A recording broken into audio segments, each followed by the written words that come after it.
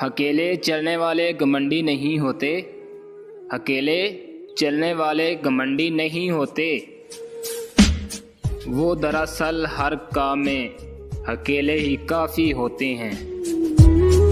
ज़िंदगी में कोई ऐसा काम करके जाओ कि लोग आपका नाम याद रखने पर मजबूर हो जाएं।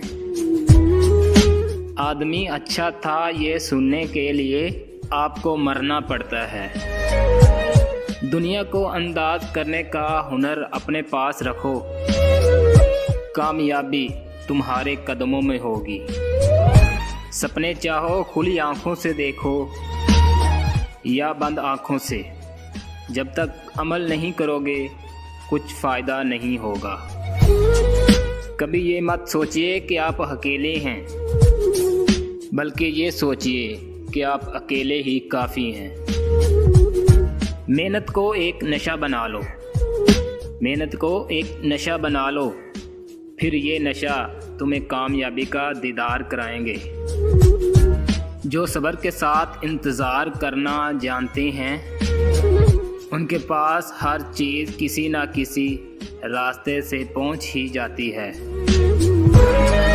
मंजिल कितनी ही ऊंची क्यों ना हो, मंजिल कितनी ही ऊंची क्यों ना हो, रास्ते हमेशा पैरों के नीचे ही होते हैं। जो तुम्हारे खिलाफ बोल रहे हैं, उनका मुंह कामयाबी से बंद करो।